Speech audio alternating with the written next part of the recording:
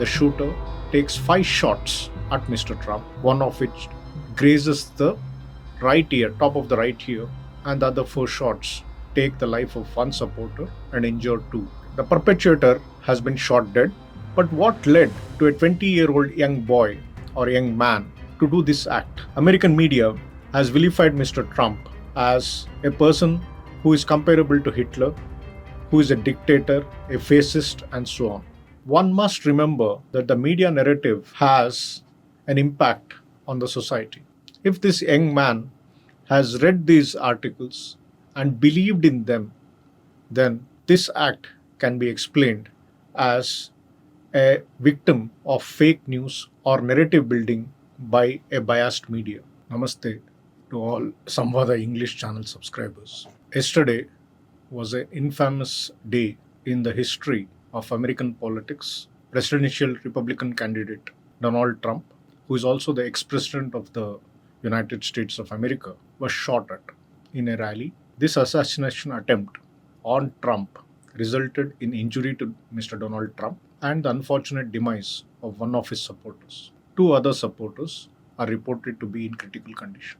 This podcast will look into the incident, the slippages by the United States Secret Service, the vicious atmosphere in the political circles, and also its mirrors in Indian political spectrum. With this intro, let me start. I am Wing Commander Rajeev again to talk about yesterday's incident on Mr. Donald Trump. As part of his re-election campaign, Donald Trump was addressing a campaign rally.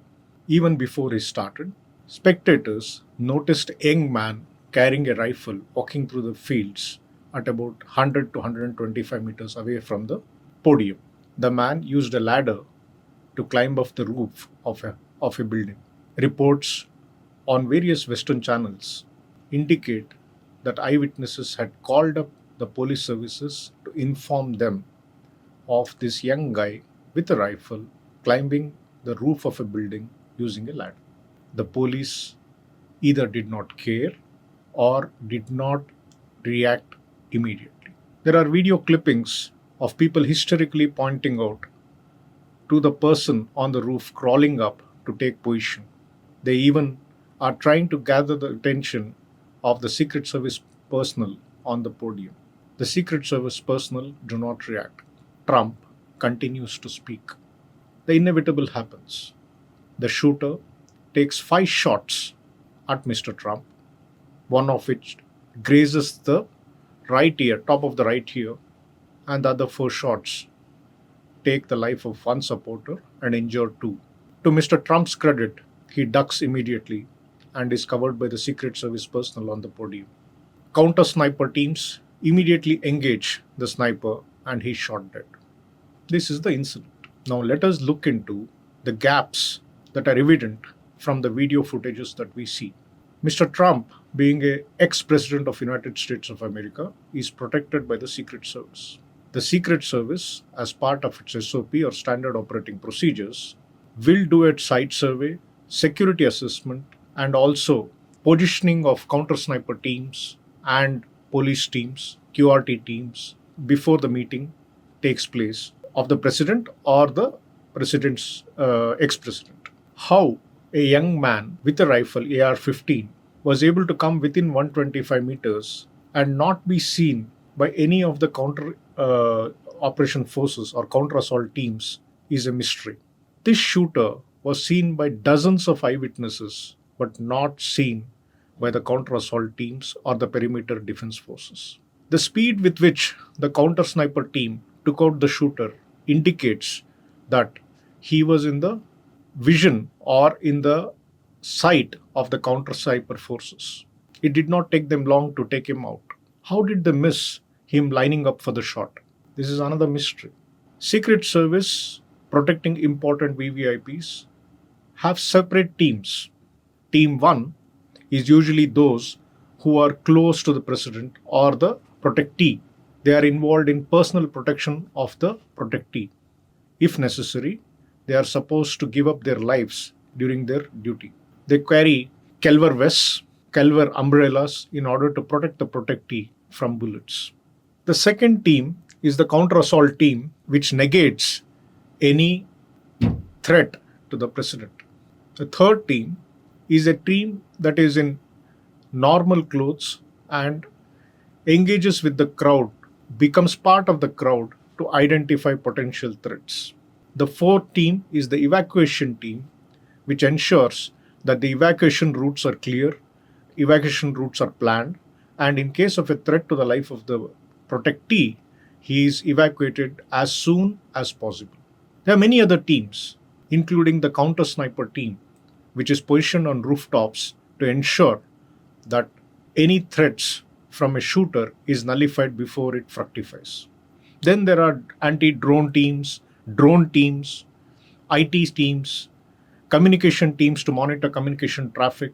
All these teams are present to ensure that the president's life or the VVIP's life is protected. Yesterday's incident shows gaps in performance of all these teams. This is not the first time that a presidential candidate has been assaulted or an attempt has been made on his life. In 1912, presidential candidate Roosevelt, an attempt was made on his life also. 4 presidents of United States of America have been killed by assassination attempts. This incident, however horrific it may be, is not the only one over the last 2 months. On May 15th, 2024, Robert Fico, the Prime Minister of Slovakia, was shot. 5 shots, 3 into the abdomen. He was taken to the hospital, operated upon, and by God's grace, he's back at his post, having recovered from his injuries. Hungarian Prime Minister Viktor Orban is rumored to have escaped some assassination attempt. A couple of days back, Ukrainian intelligence chief mentioned that they had made an attempt on Russian President Vladimir Putin and it had failed. So in the last 2 months, we have had 4 attempts, 2 of which have resulted in injuries to the protectee and 2 in which it has been failures. This indicates a fall or serious gaps in protection procedures, and the same needs to be plugged by all the protection agencies in the world. The perpetrator has been shot dead, but what led to a 20-year-old young boy or young man to do this act? Access to firearms is no big deal in the United States. But what about the mental makeup? What made him carry out this act and risk his life? The answer probably will be found in the investigation. Today, we can only make guesses. American media has vilified Mr. Trump as a person who is comparable to Hitler, who is a dictator, a fascist, and so on. One must remember that the media narrative has an impact on the society. If this young man has read these articles and believed in them, then this act can be explained as a victim of fake news or narrative building by a biased media. Now, let us look at the parallels in the Indian political spectrum. The Indian VVIPs, including Prime Minister Modi, leader of opposition Mr. Rahul Gandhi, and others, often go in huge meetings numbering lakhs of people. Statements and media narratives comparing these individuals, or especially Prime Minister Modi ji, to Hitler, he being an anti-farmer, anti-soldier, anti-poor, are thrown about by the media without any justification. However good our secret service is, our protection procedures are, all it requires is one miss. That one miss can change the fortunes of our country. One of the things that the government of India should look into seriously after this incident is the peddling of fake news. Not all members of the society can discern between real news and fake news. Unfortunately, many of our brethren get taken in by this fake news. If he does not understand the difference between real and fake news, he is indoctrinated and you cannot hold anybody accountable for this.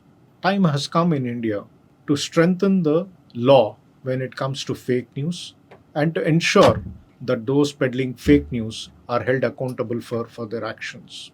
President Trump's assassination bid should serve as a lesson to us, and we should ensure that our protectees are taken care of and gaps in the system are plugged. Thank you. We look forward to your feedback. Jai Hind.